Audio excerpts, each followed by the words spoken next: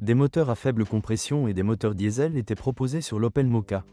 Il convient particulièrement de recommander le moteur diesel 1.6, dit super silencieux, Whisper Diesel, qui a remplacé le moteur diesel 1.7 en décembre 2014.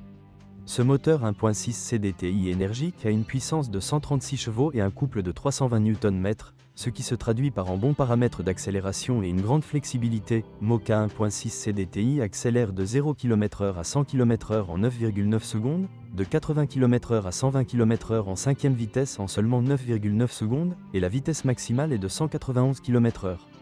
Ce diesel est également extrêmement économique et plus respectueux de l'environnement, grâce à la transmission manuelle précise à 6 rapports d'Opel et au système Start-Stop standard.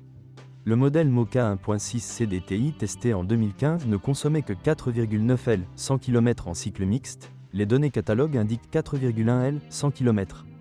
Le moteur essence turbocompressé de 1,4 litres mérite également notre attention, qui génère 140 chevaux et 200 Nm de couple.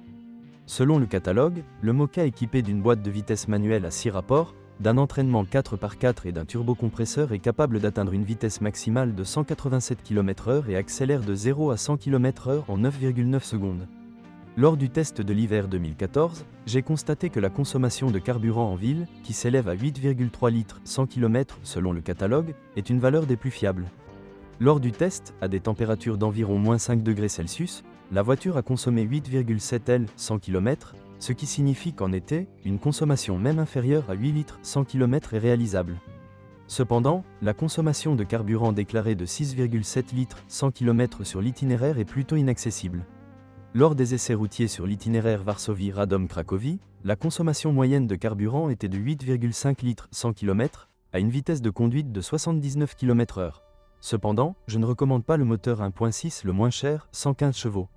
Le problème réside dans les caractéristiques de couple, qui ne sont pas aussi élevées que dans les unités proposées précédemment, et qui ont également une faible valeur à faible vitesse de rotation. Par conséquent, lorsque nous conduisons sur des routes pires, inégales et chaotiques, lorsque nous devons conduire lentement pour avoir un couple plus élevé, nous sommes obligés de conduire à des régimes moteurs plus élevés. De ce fait, afin de ne pas risquer de perdre l'adhérence des roues lors de passages sur des bosses ou à vitesse trop élevée, nous utilisons le demi-embrayage.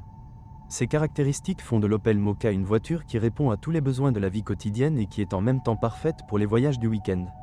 En tant que SUV compact, il fonctionnera bien dans les environnements urbains et non urbains.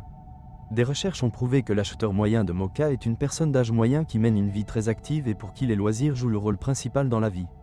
C'est donc un modèle pour beaucoup de vos lecteurs.